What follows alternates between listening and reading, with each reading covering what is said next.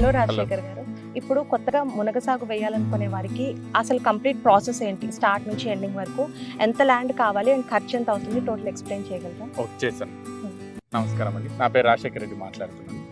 మనకేందనంటే land అనేది ఎంత ఉన్నా పర్వాలేదు, అంటే గుంటలలో ఉన్నా కూడా ప్రాబ్లం లేదు. బట్ ఇక్కడ ఏంటంటే ఈ చెట్లు వేసే విధానం అనేది చూసి మనం వేసుకోవాలి.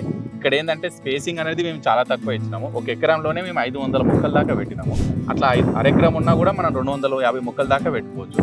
ఇక్కడ ఏంటంటే ఎకరానికి వచ్చేసి మనకు అంటే ఒక్క మొక్కనే వచ్చేసి దాదాపు 300 నుంచి 400 పీసులు ఇస్తూ ఉంటుంది, అంటే మునక్కాయలు ఇస్తూ ఉంటుంది. మరి ఒక పీస్ వేసుకున్నా కూడా మీకు మార్కెట్లో 5 నుంచి 10 రూపాయల దాకా పలుకుతుంటుంది.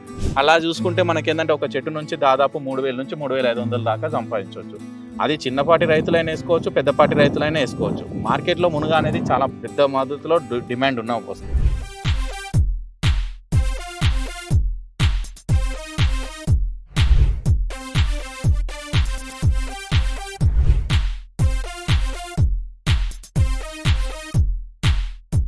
ఇప్పుడు మీరు ఇది చాలా తక్కువ స్పేసింగ్ ఇస్తున్నారని అన్నారు కదండి, సో దీన్ని టెక్నికల్ గా అల్ట్రా హై డెన్సిటీ ప్లాంటింగ్ అంటారు అనుకుంటారు కదా, అండ్ మీరు డ్రిప్ ఇరిగేషన్ సిస్టమ్ కూడా యూజ్ చేస్తారు. సో వాటి రెండిటివే యూజెస్ కొంచెం ఎక్స్ప్లెయిన్ చేస్తారా? మ్యామ్, డ్రిప్ యూజ్ చేయడం వల్ల ఏమవుతుందనంటే మనం ఇచ్చే ఎరువులు కానీ ఏవైనా సరే వాటర్లో డైరెక్ట్ తీసుకోవడానికి ఉంటుంది. అదే మనం ఏంటంటే నేలపైన వేసినా కానీ గుంతల్లో వేసినా కానీ అంత మద్దతులో మొత్తం తీసుకోలేకపోతుంది. వాటర్ ద్వారా వెళ్ళినప్పుడు ఏంటంటే డైలీ కొద్దిగా ఇచ్చినా కూడా మనం తీసుకోవడానికి ఈజీ ఉంటుంది. ఇంకోటి స్పేసింగ్ అన్న దగ్గర ఏమవుతుందంటే ఎంత స్పేసింగ్లో మనం పెడితే, అంటే చెట్టు ఎంత ఎదగాలి, ఎంత స్పేసింగ్లో మనం పెట్టాలని ముందే మనం డిసైడ్ అయినప్పుడు నెంబర్ ఆఫ్ ప్లాంట్స్ ఎక్కువ వస్తాయి.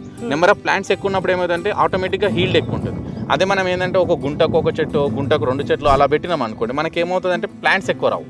ప్లాంట్స్ ఎక్కువ ఉన్నప్పుడు ఏమవుతుందంటే మన హీల్డింగ్ కూడా ఎక్కువ ఉంటుంది. ఇప్పుడు ఈ వెరైటీ చూసుకుంటే షార్ట్గా ఉన్నాయి కదండి ట్రీస్, జనరల్లీ చూస్తే కొంచెం ఎక్కువ పొడుగ్గా ఉంటాయి.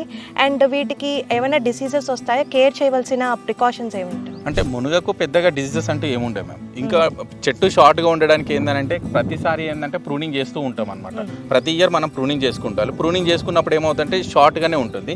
నెంబర్ ఆఫ్ బ్రాంచెస్ ఎక్కువ చేస్తాం అనమాట మొదట్లో.